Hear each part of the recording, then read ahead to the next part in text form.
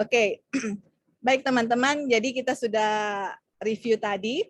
Jadi sekarang kita mau lanjutkan ya untuk beberapa waktu yang sisa ini untuk kita mau coba melanjutkan akan pelajaran yang kita sudah pelajari. Jadi ini sudah ganti haluan ya. Tadi kutipan-kutipan Ellen White mengenai pekabaran malaikat ketiga. Ini ganti haluan artinya ini apa namanya? Ini pelajaran ini adalah pelajaran lanjutan yang kita sudah pelajari waktu lalu. Oke, jadi waktu lalu itu kita sudah pelajari. Jadi sekarang kita lagi mau belajar mengenai hukum dengan Injil. Jadi sebelum kita ke hukum dengan Injil, saya mau coba mau mengulang sedikit saja yang kita sudah pelajari supaya teman-teman ada ide apa yang kita pelajari selama ini. Jadi waktu kita pelajari waktu lalu ya, waktu manusia jatuh dalam dosa, sifat kealamiannya berubah. Dulu yang dia sangat harmonis dengan Tuhan, pikirannya suci, motifnya murni. Sekarang waktu jatuh dalam dosa itu terbalik. Dia sekarang sudah selfish, cinta diri, pikirannya tidak murni, motif-motifnya semua selfish atau cinta diri, seperti itu. Tetapi, ya itu adalah sifat kemanusiaan alami manusia, ya sifat kemanusiaan manusia, alami manusia, sorry. Dan itu adalah carnal mind atau di dalam bahasa Indonesia itu keinginan daging kalau kita tidak salah. Pikiran daging kalau kita tidak salah. Tapi bahasa Inggris itu adalah carnal mind. Nah, kemudian dengan kondisi kita yang seperti itu teman-teman, kita kan sekarang kita di dunia ini toh, kita punya tujuan kemana? Ke surga, kembali lagi ke surga. Nah, syarat untuk mau masuk surga adalah kita itu harus ada penurutan yang sempurna. Nah, apa itu penurutan yang sempurna? Nah, ini kita kasih gambar supaya kita bisa tahu kemana kita mau belajar dan bagaimana itu hukum dengan Injil sama-sama ya, karena kita mau belajar hukum dengan Injil. Saya belum kasih kutipannya, saya ini hanya review dari yang kita sudah belajar waktu lalu. Jadi dalam kondisi saya yang sudah jatuh dalam dosa, kondisi saya juga untuk masuk dalam kerajaan surga adalah ini, yang Ellen White punya kutipan, adalah kita itu harus ada perfect obedience atau perfect righteousness. Perfect obedience atau penurutan yang sempurna atau kebenaran yang sempurna itu satu-satunya persyaratan untuk saya masuk surga. Itu sudah ada dia punya kutipan yang saya kasih sebelumnya. Nah, untuk kita mengerti bagaimana itu perfect obedience, saya kasih chart di sini. Yang ini A.T. Jones berbicara mengenai perfect obedience. Perfect obedience adalah ini teman-teman, oke? Misalnya, saya nggak tahu ya kalau ada teman-teman yang 50 tahun, ya, contoh lah. Ini contoh misalnya saya 50 tahun. Saya belum 50 tahun sih, tapi saya kasih contoh saya ya. This is me, oke? Jadi, perfect obedience adalah ini. Waktu saya dilahirkan, oke? Waktu saya lahir, napas pertama yang saya hirup, dari saya lahir sampai misalnya Tuhan kasih kesempatan saya 50 tahun, kemudian saya mati, dan nafas terakhir yang saya pernah hirup itu misalnya hari Selasa misalnya, ini misalnya jam 12 misalnya, itu adalah nafas terakhir yang saya pernah hirup. Dari saya lahir sampai saya mati, itu teman-teman untuk masuk surga ya, saya itu tidak boleh ada satu dosa. Saya itu harus hidup dengan kehidupan yang tidak ada dosa satupun selama 50 tahun.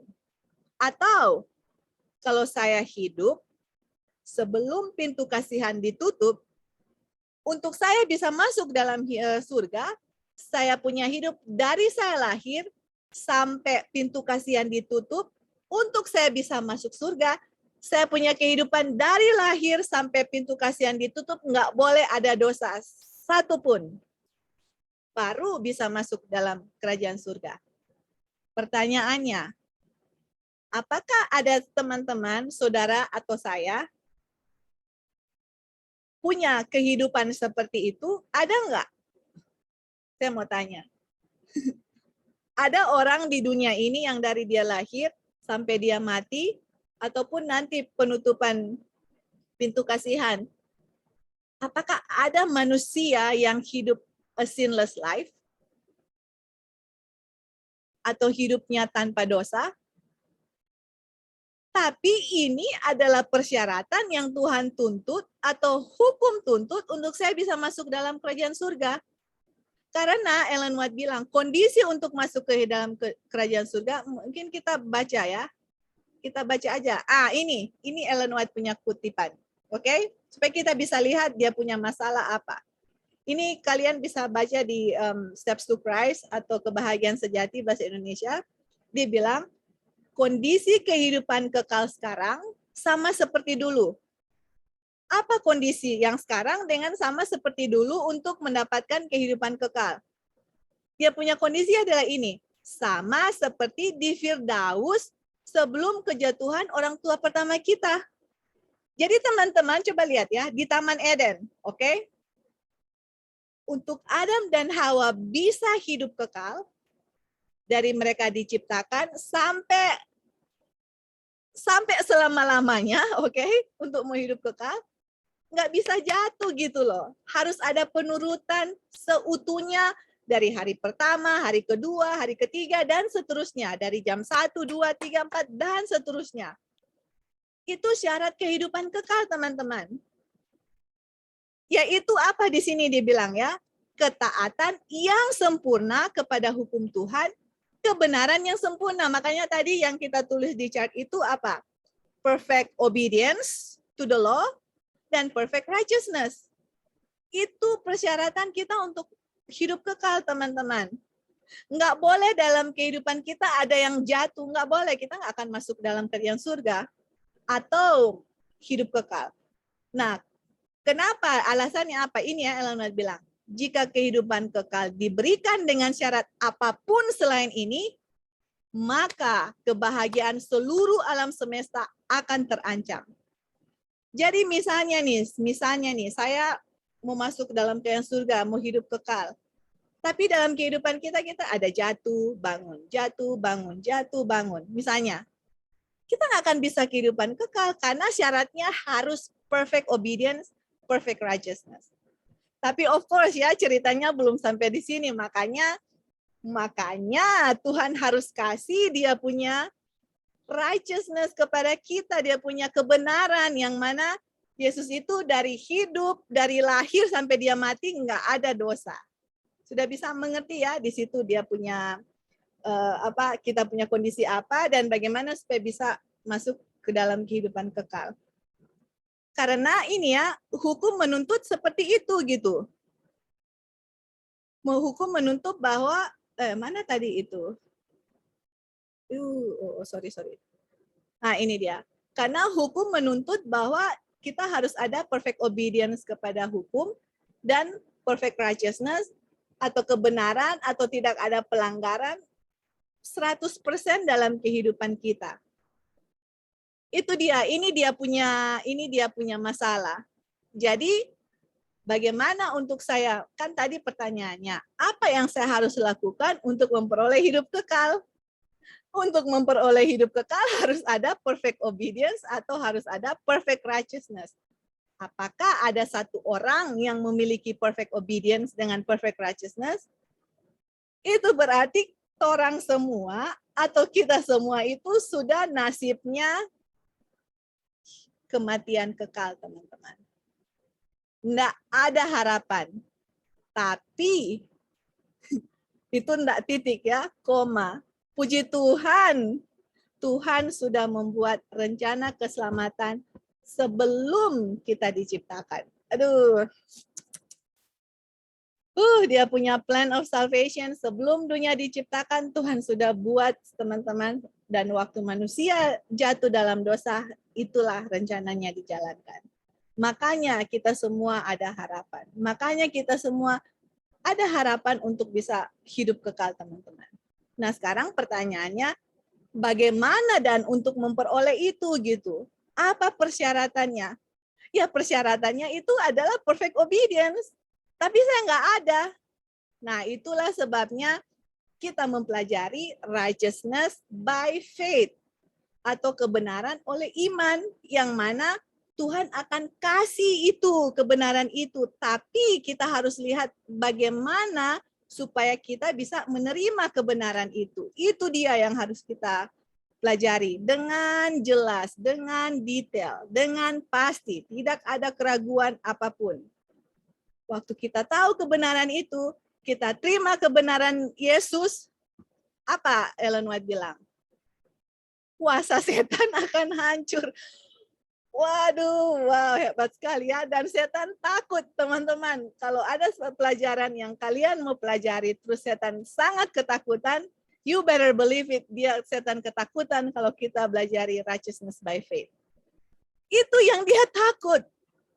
Tapi apakah kita mau, nanti setan bikin ini? No, setan itu sudah kalah, teman-teman. Dia itu udah nggak berkutik lagi ya. Kuasa Tuhan itu sangat jauh dan lebih dahsyat dari setan. Kita nggak mau membesar, kita tahu memang setan berkuasa, tapi saya mau lebih besarkan kuasa Tuhan yang lebih besar dari setan. Oke, jadi itu yang kita pelajari waktu lalu, bahwa hukum menuntut perfect obedience. Oke, manusia tidak bisa memberikan perfect obedience kepada hukum. Karena kita punya nature, waktu jatuh dalam dosa, kita nggak bisa menurut. Oke, nanti kita akan, nah bagaimana dan supaya kita bisa menurut. Nah, makanya dia punya pelajaran, kita harus ikut satu-satu, kita harus lihat permasalahannya apa, dan bagaimana Tuhan memperbaiki permasalahan itu. Oke, dan kemudian ini dia ya yang kita mau kasih kepada teman-teman, mana itu? Ini yang dia punya kutipan yang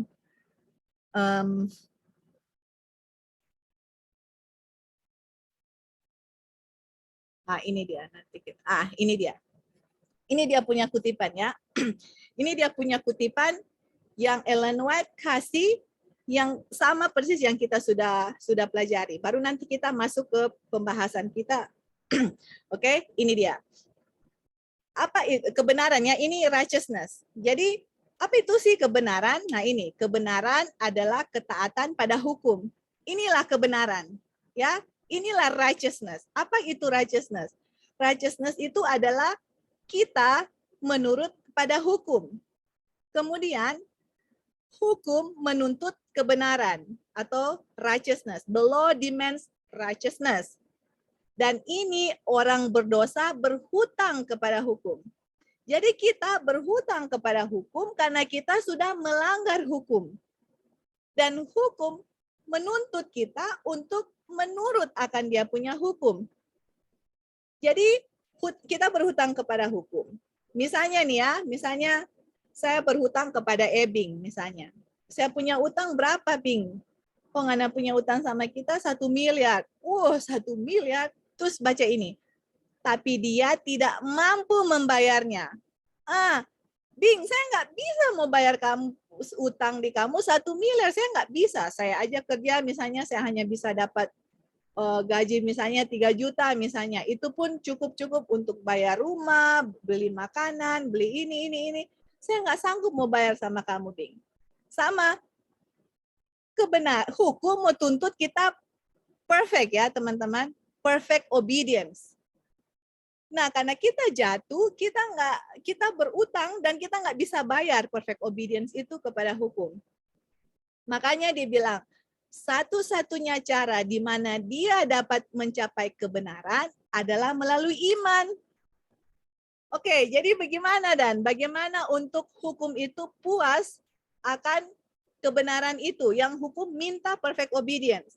Jadi melalui iman. Oke, bagaimana iman, maksudnya apa sih kira-kira yang saya harus tahu, atau dengan iman kita percaya bahwa hukum itu sudah dibayar dan harganya itu sudah lunas dibayar. Oke? Dan ini ya, dengan iman ia dapat membawa kepada Tuhan jasa-jasa Kristus Dan Tuhan menempatkan ketaatan anaknya di tempat orang berdosa. Kalian lihat ini, coba lihat ya. Hukum menuntut penurutan dengan sempurna. Dari kita lahir sampai kita mati atau sampai kita hidup sekarang yang saya bernapas ini, itu hukum tuntut. Tidak boleh ada pelanggaran. Saya nggak bisa karena saya sudah melanggar. Dan hukum bilang, oh nggak bisa. Kamu sudah melanggar, upah dosa maut. Tidak bisa ada kehidupan kekal. Tetapi ternyata hukum itu akan sangat puas dengan kebenaran. Tapi bukan kebenaran Joy, tapi kebenarannya Yesus, kebenaran anaknya Tuhan. Jadi waktu hukum lihat, misalnya nih, ini ya, misalnya ini buku ini. Ini di depan saya, ini misalnya laptop ini adalah hukum. Sekarang saya berdiri di hukum, di depan hukum. Saya nggak bisa bayar hukum punya tuntutan karena saya sudah melanggar. Dan hukum bilang, karena kamu melanggar, oke, syarat untuk kehidupan kekal nggak bisa. Kamu punya kasus di reject, misalnya gitu. Sekarang Tuhan Yesus bilang, no, ini Tuhan Yesus. Misalnya ini Tuhan Yesus. Dia sekarang berdiri di hadapan hukum. Yesus punya perfect righteousness. Semua hukum-hukum yang ada, yang Tuhan minta, Tuhan sudah obey atau sudah turut, atau Yesus ya, I'm talking about Yesus. Yesus sudah turut dari dia lahir sampai dia mati. Dan waktu Yesus berdiri, misalnya di sini ya, atau waktu saya memakai jubah kebenaran Kristus ini, saya pegang, yang hukum lihat ke saya ini adalah Kristus, kebenaran Kristus yang dari dia lahir sampai dia mati, menurut nggak ada dia berdosa. Waktu hukum lihat, oh hukum sangat puas. Dan hukum bilang, ini yang kita mau. Saya nggak mau ini, Joy. Karena Joy itu tidak memenuhi syarat. Yang saya mau, ini, Yesus. Ini, dia yang memenuhi syarat. Makanya teman-teman, untuk saya bisa menghadiri perjamuan anak domba, yang Bapak mau cari ini yang Bapak cari, ini yang kertas saya pegang, ini yang Bapak cari. Penurutan akan hukum seutuhnya dari lahir sampai dia mati atau hidup. Penurutan akan hukum tidak pernah tidak menurut hukum. Itu dia. Nah, bagaimana saya bisa menerima ini? Ini Ellen White bilang, dengan iman. Percaya, apa yang saya harus percaya? Apa yang harus percaya? Saya bawa kepada Tuhan jasa-jasa Kristus. Dia membawa, ya, saya bawa kepada Tuhan jasa-jasa Kristus atau kepada hukum. Ini hukum Kristus sudah menurut dari dia lahir sampai mati. Saya mau bawa. Dan Tuhan itu kasih ini. Yesus punya penurutan di tempat saya orang berdosa. Dan waktu hukum lihat saya,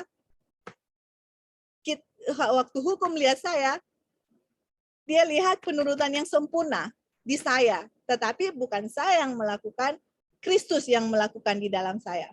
Nah, nanti kita akan belajar waktu saya sudah menerima kebenaran Kristus, seharusnya apa yang terjadi dalam hidup saya ya.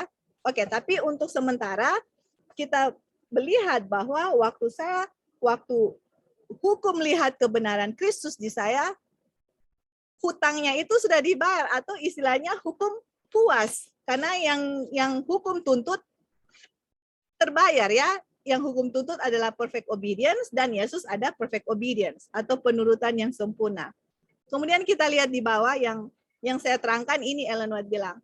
Kebenaran Kristus diterima menggantikan kegagalan manusia. Dan Tuhan menerima. Jadi kebenaran Kristus yang dari dia lahir sampai dia mati, hukum terima. Kemudian Tuhan menerima, mengampuni, membenarkan jiwa yang bertobat, percaya. Nah, jadi ada persyaratan. Bertobat dan percaya. Tapi itu semua bukan pekerjaan kita. Itu semua pekerjaan Roh Kudus di dalam kita, teman-teman. Nggak ada satupun dari kita yang membuat diri kita bertobat, membuat kita percaya. Nggak ada, teman-teman. Itu semua pekerjaan Kristus, pekerjaan Roh Kudus di dalam kita. Dan waktu kita membiarkan Roh Kudus bekerja, kita akan memberikan dosa-dosa kita kepada Tuhan, Tuhan akan memberikan kebenaran di kita. Dengan iman kita lakukan itu ya. Dan kemudian waktu itu terjadi, Tuhan memperlakukan kita seolah-olah kita benar atau perfect righteousness ini, dan mengasihi kita seperti Tuhan mengasihi anaknya. Aduh, wow, padahal ini saya jatuh, saya sudah menyakiti Tuhan, saya sudah, bikin you name it lah, semua kejahatan, dosa saya sudah lakukan. Tapi Tuhan mengasihi kita, teman-teman. Tapi ingat, Tuhan mengasihi kita bukan karena kita bertobat. Sebelum kita bertobat, Tuhan mengasihi kita. Apa contohnya? Dia yang cari kita, teman-teman. Lihat perumpamaan anak domba yang hilang, koin yang hilang, domba yang hilang. Yang cari siapa? Semua itu adalah pekerjaan Tuhan. Karena Dia mengasihi kita. Dia mengasihi kita sampai Dia berikan Dia punya anak mati untuk kita. Apakah kita masih meragukan akan kasih-Nya? Apakah kita berpikir, oh Tuhan, kalau saya belum mengaku dosa kita, Tuhan tidak mengasihi kita? No, teman-teman. Dalam keadaan God is love. Tuhan itu tidak pernah berubah. Mau kita mau menyakiti Dia, mau mengkhianati Dia, mau menurut Dia, tetap kasih-Nya Dia itu ada sama kita, teman-teman. Justru dengan kita mengingat akan kasih, the goodness of God lead us into repentance. Justru dengan mengingat akan kasih Tuhan, itulah yang membuat kita mau datang kepada Tuhan, teman-teman. Jadi itu ya, semua yang terjadi dalam kita itu, semua itu adalah pekerjaan Tuhan. Oke? Ya, sampai di sini mungkin ada teman-teman yang mau kasih tambahan atau pertanyaan atau apa. Ini hanya mengulang yang kita sudah belajar waktu lalu, kemudian kita akan ke Law and the Gospel. Apa ada yang mau kasih tambahan di situ, di pelajaran ini yang kita lagi review? Silakan. Kita lagi mau coba lihat di sini. Apa ada? Oke, kalau enggak kita lanjut ya. Baru nanti kita kasih kutipan The Law and the Gospel dan mungkin kita akan tutup di situ, di sini. Baru nanti kita akan lanjutkan dia punya pelajaran berikut. Oke, jadi sekarang kita nggak sanggup memenuhi akan tuntutan dari hukum. Hanya kebenaran Kristus yang kita terima dengan iman, hukum satisfy atau hukum puas. Sampai di situ ya. Nah, kemudian kita baca di sini. Baru kita akan lihat kutipan hukum dengan gospel, oke? Oke, baru nanti sesudah teman-teman lihat kutipan hukum dengan gospel, baru nanti pelajaran berikut kita akan kasih dia punya kasus. Dia punya kasus apa dan kita akan kasih pertentangan yang terjadi di tahun 1888. Apa yang mereka tolak sebenarnya? Oke, apa yang mereka tolak mengenai yang kita lagi belajar sekarang ini, oke? Dan mereka tolak, dan apa yang Ellen White bilang, dan apa pekabaran yang Wagner dengan Jones kasih, dan waktu kita mengerti itu, itulah sebenarnya dasar-dasar dari pelajaran pembenaran oleh iman. Oke? Itu ya yang akan kita pelajari. Oke, kita masuk ke sini. Filipi 3 ayat 8 dan 9. Malahan segala sesuatu kuanggap rugi, karena pengenalan akan Kristus Yesus Tuhanku lebih mulia daripada semuanya. Oleh karena Dialah aku telah melepaskan semuanya itu dan menganggapnya sampah supaya aku memperoleh Kristus. Jadi Rasul Paulus bilang, saya sudah tinggalkan semua, saya anggap itu sampah. Saya tinggalkan itu karena pengenalan akan Kristus Yesus. Jadi yang saya tinggalkan itu malah segala sesuatu itu dianggap rugi ya, karena pengenalan akan Yesus. Jadi semuanya itu sudah dianggap sampah oleh Rasul Paulus. Nah, kemudian kita lihat ke ayat 9. Dan berada di dalam Dia, ini di dalam Kristus, oke? Karena terakhirnya Kristus ya. Berada di dalam Kristus, bukan dengan kebenaranku sendiri karena mentaati hukum Taurat, melainkan dengan kebenaran melalui iman Kristus. Teman-teman, kalau teman-teman baca ayat Alkitab Filipi 3 ayat 9, enggak begini translate di Alkitab teman-teman. saya translate sesuai dengan yang di bahasa Inggris, oke? Karena di bahasa Inggris dia punya translate-nya lebih kena. Jadi coba lihat ya, Paulus bilang, saya berada di dalam Yesus bukan dengan kebenaran saya sendiri karena saya menurut hukum Taurat, bukan. Melainkan dengan kebenaran melalui iman Kristus, yaitu kebenaran yang Allah anugerahkan melalui iman. Jadi dia bilang, saya misalnya ini, ada kebenaran. Di dalam Yesus saya punya kebenaran. Oke, di dalam Yesus saya punya kebenaran. Tapi kebenaran itu bukan karena saya menuruti hukum Taurat, bukan. Tetapi karena kebenaran Kristus. Dengan kebenaran melalui iman Kristus. Yaitu kebenaran yang Allah anugerahkan melalui iman. Jadi waktu saya menerima Kristus di dalam diri kita, saya mempunyai kebenaran karena imannya Kristus, yaitu kebenaran yang Tuhan anugerahkan melalui iman. Jadi dia bilang, kebenaran itu bukan karena menuruti hukum Taurat, bukan karena saya punya penurutan hukum Taurat. Kenapa teman-teman? Kenapa kira-kira Rasul Paulus bilang, saya mempunyai kebenaran di dalam Yesus, karena waktu saya berada dalam dia, bukan dengan kebenaran sendiri karena menurut hukum Taurat. Ini ya dia punya jawaban. Dia punya jawaban adalah, Rasul Paulus bilang di Roma 3, tidak ada yang benar. Tidak ada satupun yang benar. Terus saya bilang, saya punya kebenaran itu sama seperti kain lara. Kain lara kita sudah belajar waktu lalu, itu adalah pembalut wanita yang setiap bulan. Itu najis teman-teman. Nggak ada orang yang mau tinggikan, oh ini loh saya punya kebenaran, oh iya saya sudah nggak berdosa, saya sudah lebih benar dari orang lain. Apakah ada seorang perempuan setelah dia mempunyai, sesudah dia lagi mendapatkan setiap bulan, kalian tahu, terus dia angkat tinggi-tinggi, dia bilang, oh kalian mau lihat ini? Ada nggak itu? Kita wanita kalau mendapatkan itu, kita mau buang jauh-jauh, kita nggak mau ada satu orang pun yang mau lihat itu. Teman-teman, Alkitab mendeskripsikan saya punya kebenaran itu. Saya punya penurutan hukum seperti itu. Kenapa? Karena waktu kita jatuh dalam dosa, kita nggak bisa menurut hukum Taurat dari saya lahir sampai saya mati. Nggak ada manusia yang menurut dengan sempurna. Itulah sebabnya kalau saya mengaku saya di dalam Tuhan Yesus, sama seperti Rasul Paulus bilang, berada dalam dia, bukan dengan kebenaran sendiri karena menurut hukum Taurat. Jadi sebenarnya oke, kalau bukan karena kebenaran sendiri menurut hukum Taurat, tapi karena kebenaran melalui iman Kristus. Jadi sekarang saya mau tanya nih, ini kan pertanyaan. Nah, kalau kebenaran itu hanya melalui iman kepada Kristus, jadi hukum Taurat fungsinya apa? Apakah teman-teman bisa lihat dia punya permasalahan? Karena kalau saya mempunyai kebenaran melalui iman Kristus dan Kristus tinggal di dalam saya dan hukum melihat saya, dia harus melihat kebenaran Kristus. Jadi hukum itu untuk apa dan gitu? Karena dia bilang saya tidak mempunyai kebenaran karena menurut hukum Taurat, tetapi kebenaran itu adalah karena Kristus tinggal di dalam saya membiarkan Kristus dalam saya, dan iman Kristus di dalam saya, bekerja dalam saya, itulah kebenaran.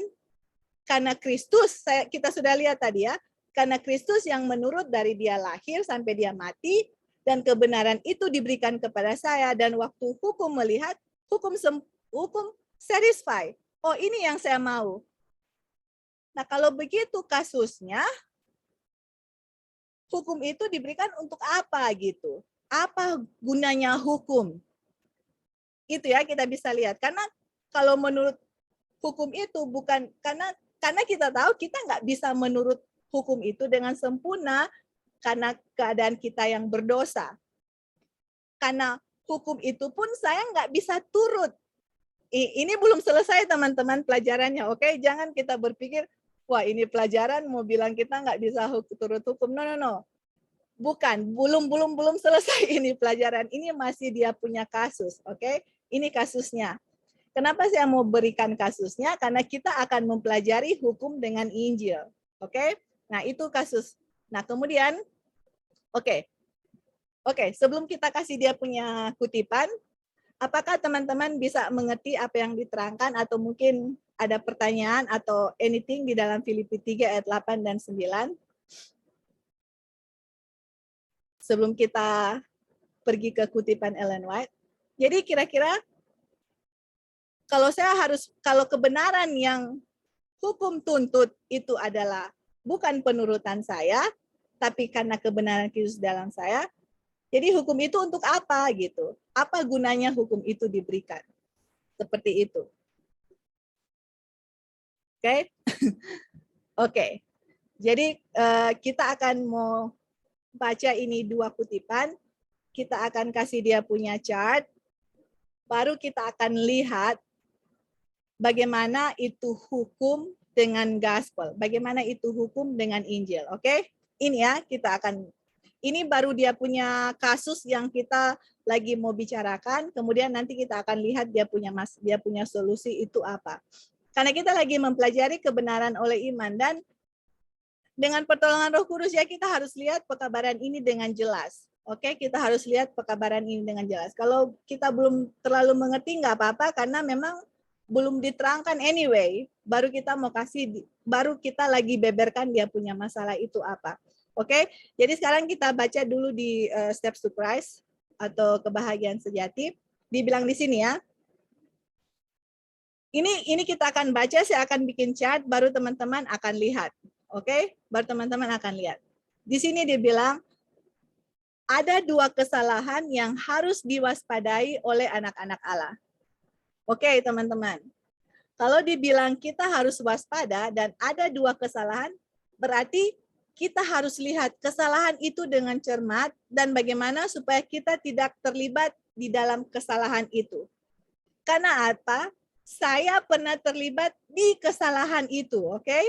Salah satu kesalahan. Nanti kita lihat apa kesalahannya. Ini ya, dia bilang, khususnya mereka yang baru saja percaya kepada kasih karunia-Nya, terutama yang perlu dijaga. Oke. Jadi Ellen White bilang, orang yang baru percaya, ini yang terutama harus dijaga dan kita harus waspada, ini 2 kesalahan. Oke, apa kesalahan itu? Yang pertama, teman-teman lihat, oke? Dan kesalahan ini pernah terjadi di grup kita yang menjadi satu diskusi yang sangat besar. Oke, sampai teman kita udah nggak mau lagi mau Bible study karena waktu itu terjadi dalam diskusi, dia nggak mau meninggalkan apa yang dia percaya. Dan kalian akan lihat itu di sini. Kesalahannya itu ada di sini. Oke, yang pertama, ini kesalahan ini. Adalah melihat pekerjaan mereka sendiri, oke, percaya kepada semua yang dapat mereka lakukan untuk membawa diri harmoni dengan Tuhan. Kemudian, dia yang berusaha menjadi suci dengan perbuatannya sendiri dalam memelihara hukum. Ingat, kita lagi mau berbicara mengenai hukum ya. Dia yang berusaha dan menjadi suci dengan perbuatannya sendiri dalam memelihara hukum sedang mencoba suatu kemustahilan.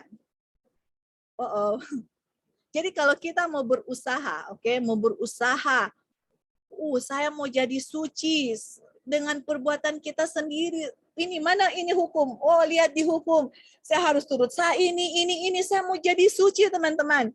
Lihat hukum. Ellen White bilang kita itu lagi mencoba sebuah kemustahilan, impossible. Nggak mungkin teman-teman kita mau jadi suci dengan lihat hukum. Oh, ini hukum mana ya yang saya belum turut? Ini apakah hukum 5, hukum keempat?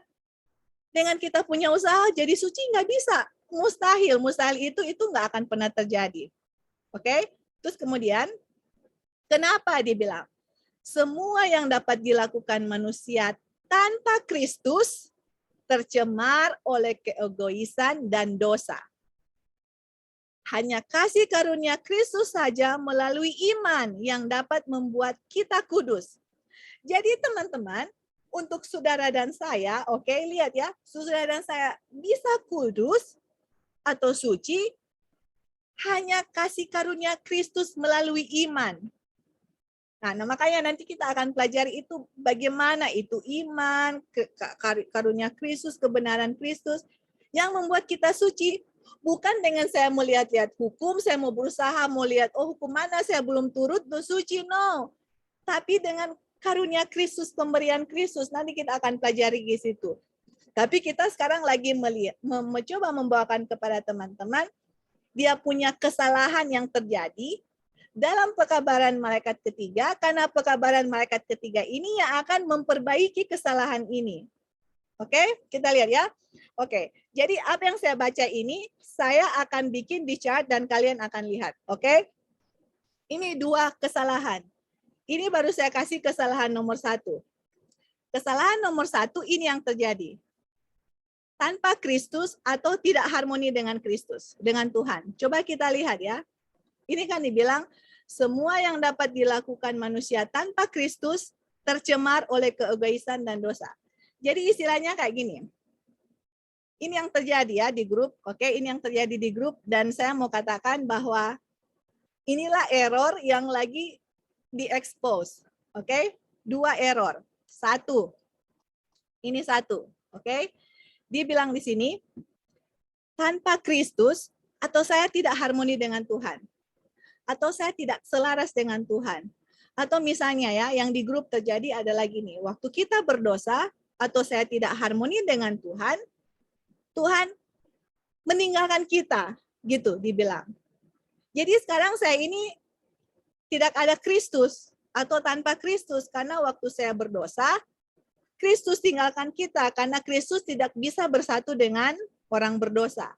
Karena yang suci tidak bisa bersatu dengan yang tidak suci.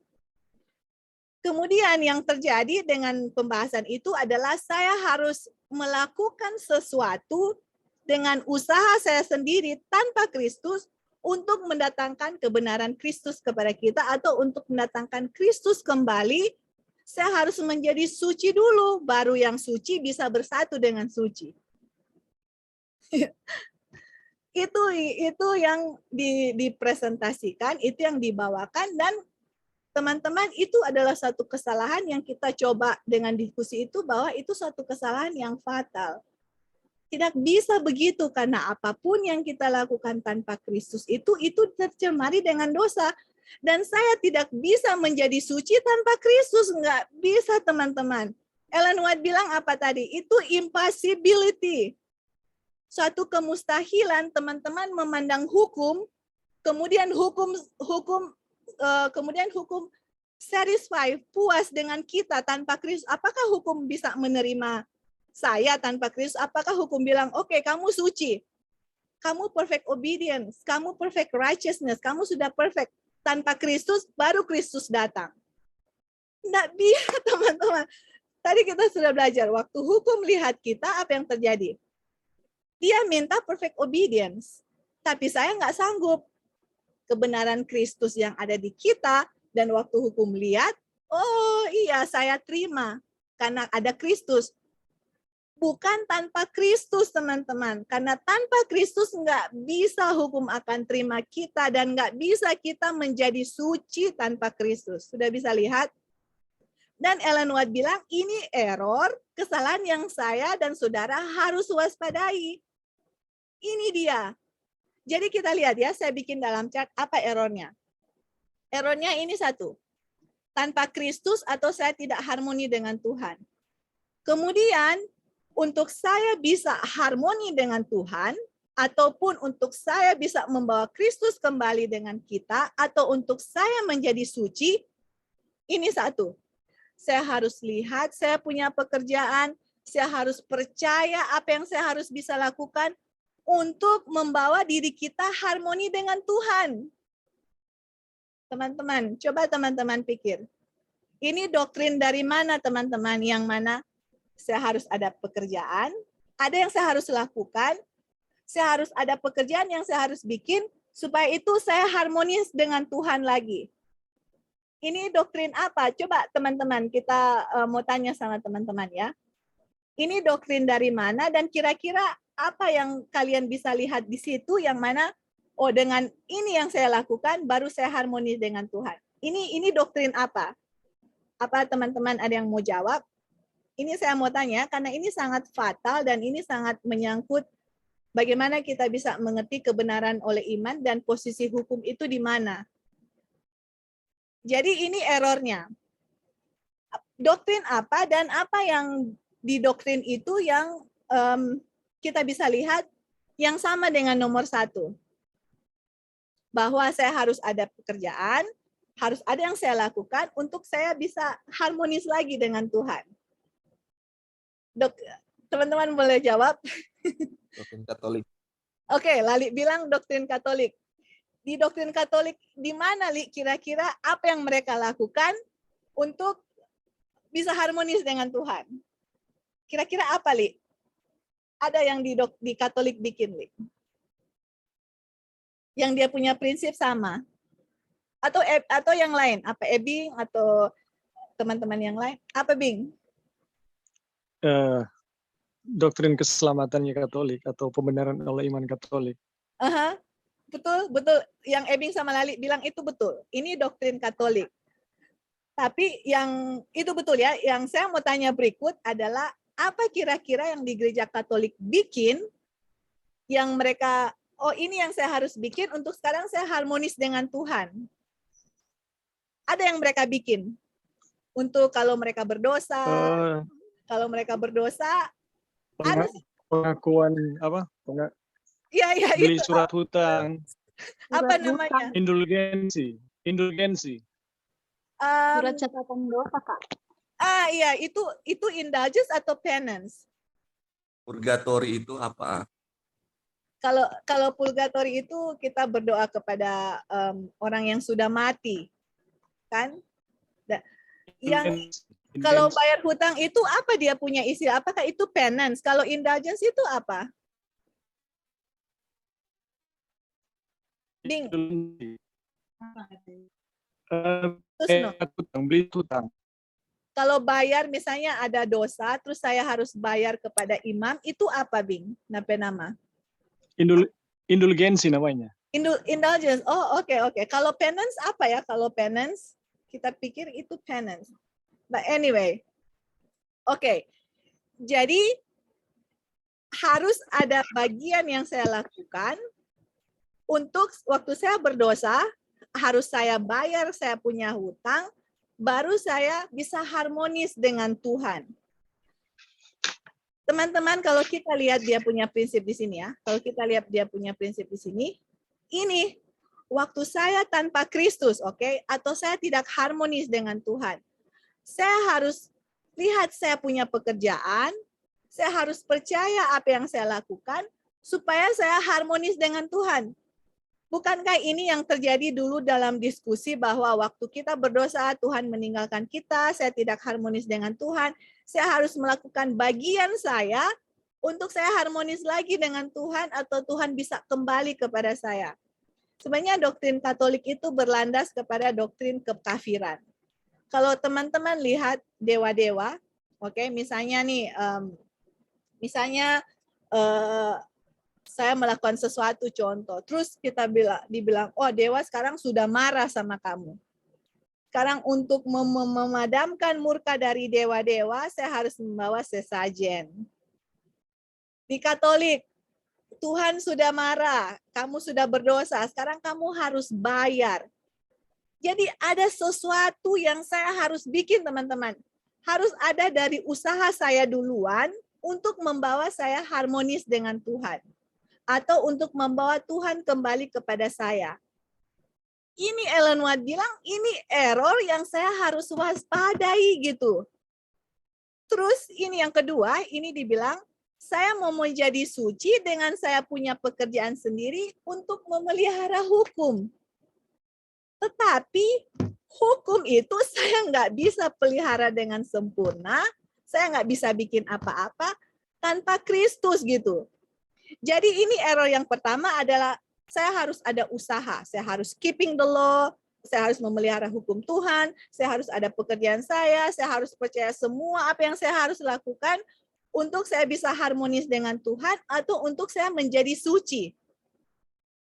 Ini error yang berbahaya yang Ellen White kasih kepada kita yang kita harus waspadai.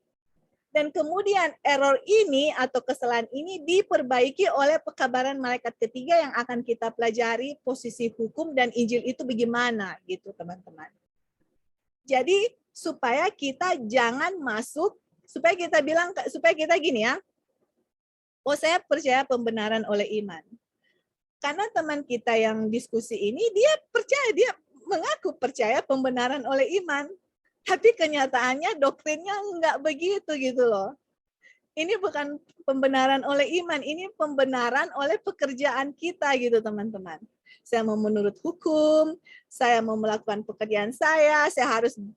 Jadi harus ada A, B, C, D, E, F. Kalian bisa tulis semua yang saudara bikin untuk kita bisa harmonis dengan Tuhan, atau saya harus menjadi suci, saya harus melakukan apapun, biarpun cuma satu teman-teman. Kalau ada satu pun yang saya harus bikin dari usaha saya tanpa Kristus, oke?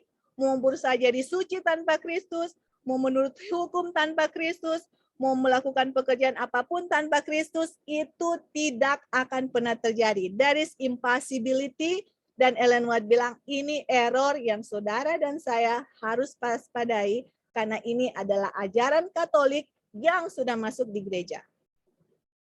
Dan kalaupun kita dulu kita percaya saya harus bikin ini untuk jadi suci, saya harus begini untuk ini, tanpa Kristus, teman-teman, das Katolik punya doktrin.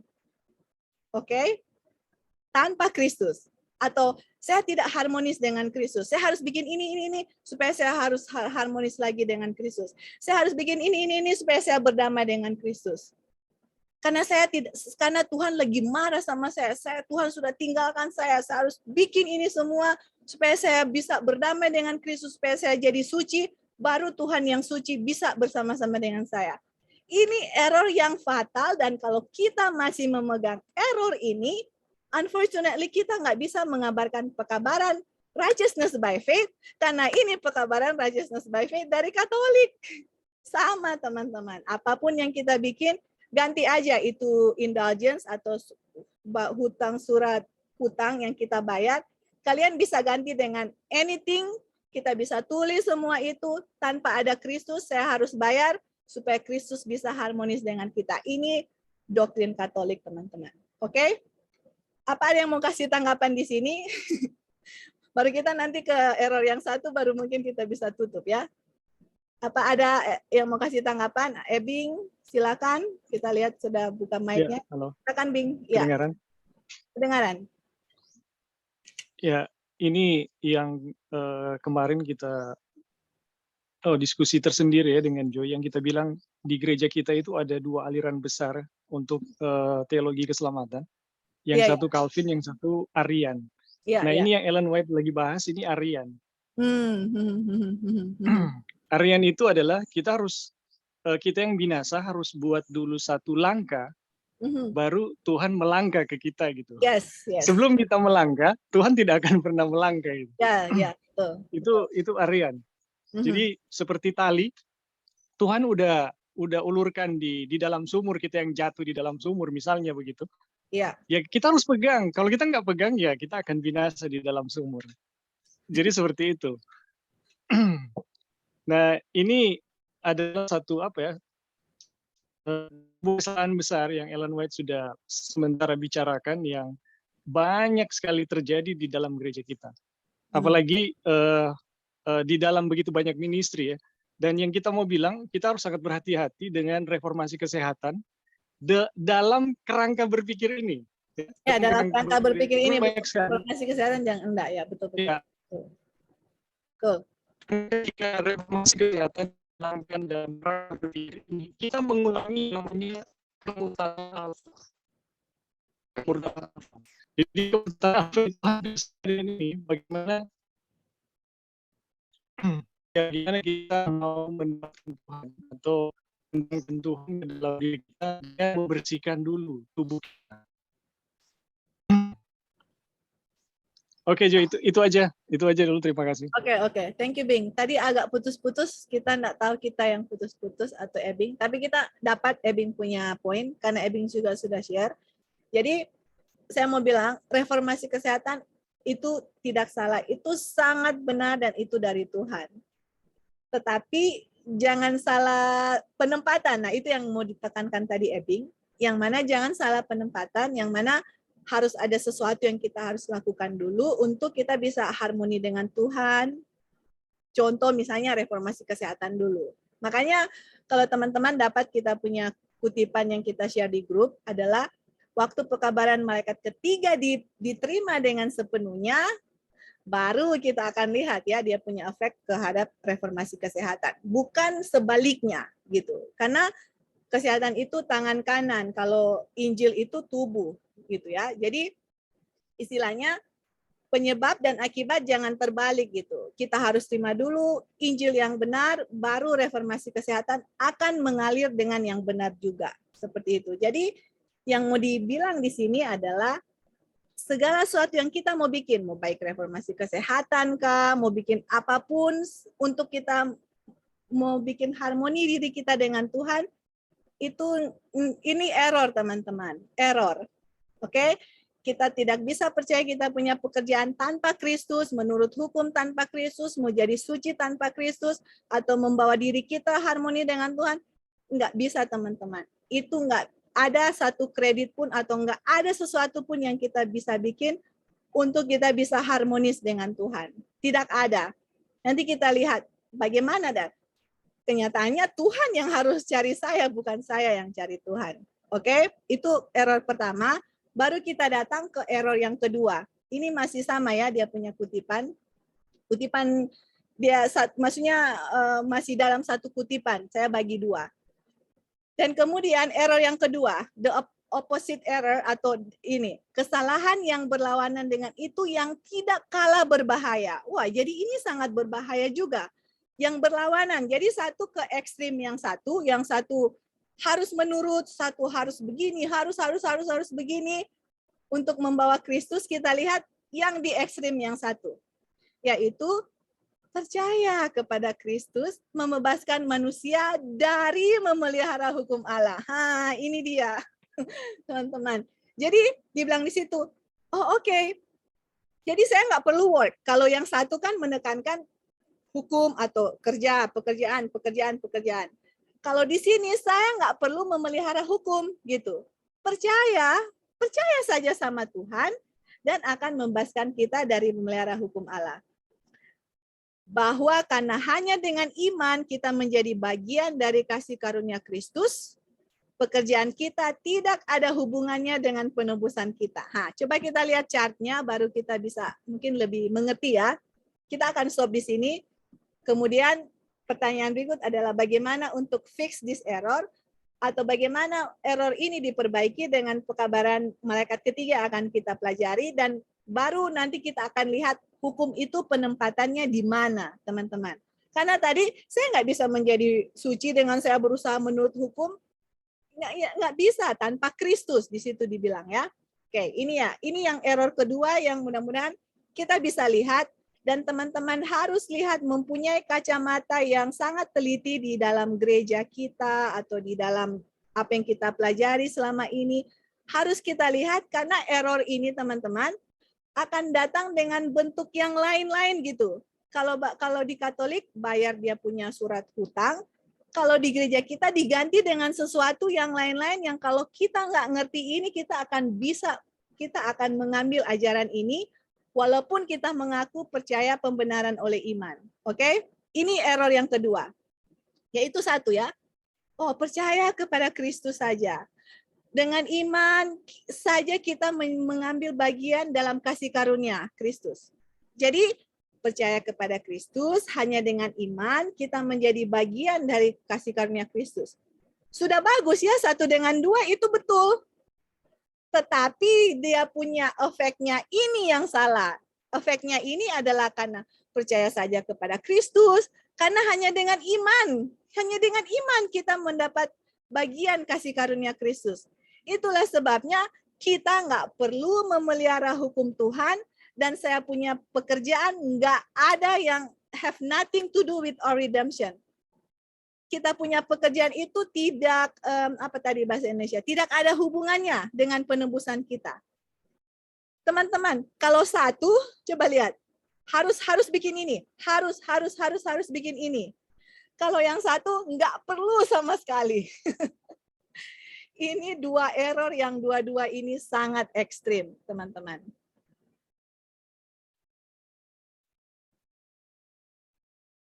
Oke. Ya, jadi percaya kepada Kristus dan dengan iman kita mengambil bagian kasih karunia Kristus. Tetapi karena dengan itu kita nggak perlu menurut hukum Tuhan dan nggak perlu ada works atau nggak perlu bikin apa-apalah, hanya percaya saja. Kalau satu saya harus bikin semua yang saya bisa bikin untuk saya bersatu dengan Kristus, atau saya harus harmoni dengan Kristus, tapi semua pekerjaan yang saya bisa bikin itu tanpa Kristus. Kalau kedua, saya harus memiliki Kristus, saya harus percaya kepada Kristus, tapi karena kepercayaan saya kepada Kristus, saya diselamatkan, dan karena dengan itu nggak perlu memelihara hukum Tuhan. Ini error, dua-dua error, teman-teman. Kalau pekabaran malaikat ketiga, ini satu dengan dua betul. Tetapi hasilnya itu hukum ditinggikan, bukan disingkirkan. Itu dia ya. Jadi ada pekerjaan yang dilakukan, tapi bukan usaha kita. Itu karena Kristus yang melakukan dalam kita. Jadi kita lihat di dalam pekabaran malaikat ketiga, nanti kita akan lihat ya, kita ada kutipannya, tapi kita rasa kita sudah tidak ada waktu mau bagikan itu kepada teman-teman, bahwa teman-teman, kalau pekabaran malaikat ketiga kita sudah share di grup, akan ada kuasa kalau hukum dengan Injil dua-dua jalan sama-sama dan dua-dua ditinggikan. Makanya kita harus melihat posisi hukum itu di mana gitu. Saya punya pekerjaan itu di mana, bagiannya itu di mana, teman-teman. Kita harus lihat ya, hukum itu di mana posisinya, pekerjaan kita itu bagaimana sebenarnya, dan apa hubungannya. Oh, kalau saya percaya itu bagaimana. Jadi untuk kita percaya bukan hanya, oh iya saya percaya. No, kita harus lihat. Sedangkan setan aja percaya. Kita harus lihat percaya dalam Alkitab itu bagaimana, teman-teman. Dan penurutan hukum itu bagaimana. Jadi pekabaran malaikat ketiga inilah yang akan melihat kita dengan kacamata yang benar, hukum di mana, Injil itu di mana. Dua-dua akan digabung, dan dengan dua-dua itu digabung, baru pekabaran malaikat ketiga akan ada kuasa. Makanya tadi saya kasih kasusnya hukum itu, kalau hukum itu dengan menurut hukum itu, saya tidak, dia bilang saya nggak bisa menjadi suci dengan berusaha untuk menurut hukum tanpa Kristus. Jadi nanti kita akan lihat ya bagaimana hukum itu akan ditinggikan dan bagaimana Kristus akan ditinggikan, dan keduanya itu akan digabung menjadi satu kesatuan yang sangat indah. Kalian akan melihat betapa tingginya hukum itu, dan kita akan melihat betapa besarnya kuasa Tuhan dan kasih Tuhan, sehingga bisa membuat ada penurutan terhadap hukum itu. Tapi itu semua pekerjaan Kristus di dalam kita. Bukan saya yang berusaha menurut tanpa Kristus, membawa Kristus ke dalam kita, harmonis dengan Kristus, atau saya hanya percaya nggak perlu hukum. Ini dua-dua error ada di dalam gereja kita kalau teman-teman mau percaya atau enggak.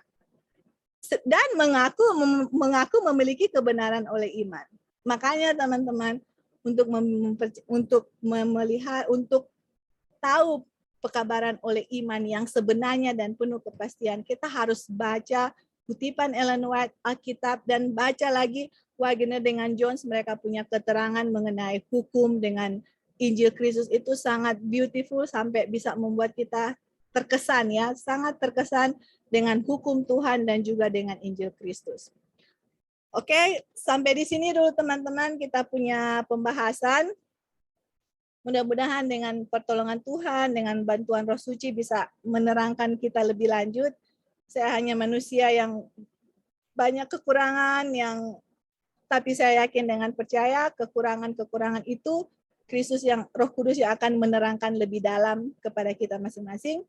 Dan ini pelajarannya ini baru mulai, ini baru secuil ya teman-teman. Saya harus saya baru mau kasih dia punya kasusnya apa, errornya apa, baru kita lihat permasalahannya di mana, dan dengan error-error ini kita lihat inilah yang ditolak di 18 pekabaran ini salah satu ya, yang PCI itu yang ada di 1888 sehingga pekabaran justification by faith itu ditolak. Jangan sampai kita mengulang sejarah yang terjadi di 1888. Kita harus benar-benar mengerti karena setan akan memberikan kesalahan sedikit saja, nggak akan besar. Kalau sedikit itu kita terima, pekabaran pembenaran oleh iman, kita nggak akan bisa mengerti dengan sepenuhnya dan kita tidak akan bisa mengambil bagian dalam pekabaran ini. But anyway, sampai di sini dulu. Silakan teman-teman, ada yang mau kasih komentar sebelum kita berdoa dan tutup. Dan nanti Kristi akan kasih, ada Kristi mau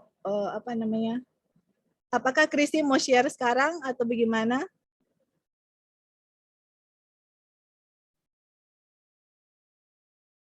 Oke. Oh, belum ya? Belum. Oke. Tadi Kristi punya mikrofon, enggak bisa bicara dia. Ya, Bing, ya silakan. Jadi ini dua error atau dua kesalahan ini. Ini yang kita kemarin bilang sama Joy, di gereja ada aliran Calvin dan Arminian. Iya. Nah, ini dia yang sedang kita bahas atau bicarakan ini yang Joy tadi terangkan dari tadi ya. Iya. Jadi dua kesalahan ini betul-betul real di dalam gereja kita. Jadi ada yang menganut bahwa kita selamat harus ada peran kita, harus ada upaya kita untuk Kristus, dan kita harus mendahului Kristus gitu untuk supaya Kristus bisa datang dan memberi kekuatan. Atau yang satu, kita ini karena kasih karunia ya, kita telah diselamatkan dan kita telah ditakdirkan untuk selamat. Jadi apapun yang kita mau buat ya, sama sekali nggak ada pengaruh yang Tuhan sudah berikan. Tuhan save already. Iya. Gitu. Jadi teman-teman, ketika kita mencari dengan benar ya, kebenaran yang dibawakan oleh John Bonner, itu kebenaran oleh iman, kita akan melihat keseimbangan yang sangat harmonis antara Injil dan Hukum. Tidak ada yang didiskreditkan gitu, tidak ada yang direndahkan. Tetapi di sini kita akan melihat posisinya di mana gitu. Iya. Ya, bagaimana posisi hukum dan bagaimana posisi Injil itu bagaimana dan bagaimana kita gitu. Iya, betul. Dari pekabaran ini kita akan melihat semuanya itu dengan jelas sehingga kebenaran yang kita yakini itu betul-betul terang buat kita sebagai satu jalan keselamatan, bukan samar-samar ya. Betul.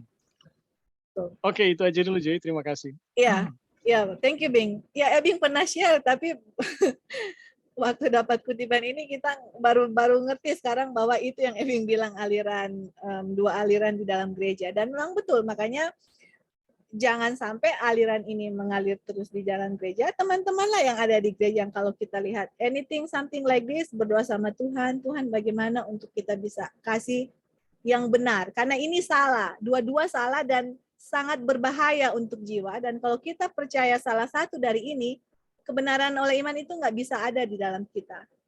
Karena waktu kita menerima kebenaran Kristus, hukum itu kita Ellen White bilang akan ada penurutan terhadap semua hukum gitu. Jadi untuk yang kedua ini yang mana kita nggak menurut hukum, wah itu salah. Dan kemudian yang pertama ini yang kita harus melakukan sesuatu tanpa Kristus, itu juga salah. Semua diserang, kesalahan ini dua-dua diserang oleh pekabaran malaikat ketiga. Makanya setan nggak senang teman-teman, dia benci akan pekabaran ini. Karena pekabaran ini akan berdiri di mana dia berdiri di tengah-tengah, tidak ekstrim ke satu dan ke satu. Tidak ekstrim, hanya percaya Kristus, jadi hukum nggak diturut. Enggak, dia percaya Kristus dan ada penurutan. Kemudian, ini pekabaran malaikat ketiga juga tidak percaya bahwa saya harus melakukan sesuatu untuk keselamatan tanpa Kristus. Ini pekabaran ini ada pekerjaan, tapi Kristus yang mengerjakan. Kalian bisa lihat ya, memang perbedaannya sangat tipis, dan kalau kita nggak hati-hati, kita bisa berada di dalam salah satu error ini. Dan kalau salah satu error ini berada, kalau ini ajaran Katolik, dan yang kesalahan kedua ini adalah kalau kita nggak salah ya, ini adalah evangelis kan, yang di luar sana, gereja-gereja evangelis di luar sana, percaya kepada Kristus, Kristus sudah mati, tidak perlu menurut hukum. Ini kan ini error, dua-dua ini error. Pekabaran malaikat ketiga yang akan memperbaiki error ini dari sudut pandang Alkitab, Ellen White, dan kita lihat dari pemandangan A.T. Jones dengan Wagner, bagaimana fix ini, dia punya error ini di fix, dan kita harus mengerti teman-teman. Kalau kita nggak bisa membela kebenaran ini dari Alkitab teman-teman, bagaimana teman-teman mau proclaim loud cry kepada teman-teman kita di luar kalau kita nggak tahu bagaimana untuk menjawab akan pertanyaan ini. Dan puji Tuhan, Tuhan sudah kasih jawabannya. Nanti pelajaran berikut kita akan belajar dengan detail. Semoga kita bisa mengerti akan rencana keselamatan Tuhan yang begitu indah, begitu dahsyat, yang membuat setan takut dan gemetar, dan kuasanya itu bisa dihancurkan dengan pekabaran yang Tuhan sudah berikan. Oke? Terima kasih teman-teman. Puji Tuhan, kita sudah selesai pekabaran pelajaran ini.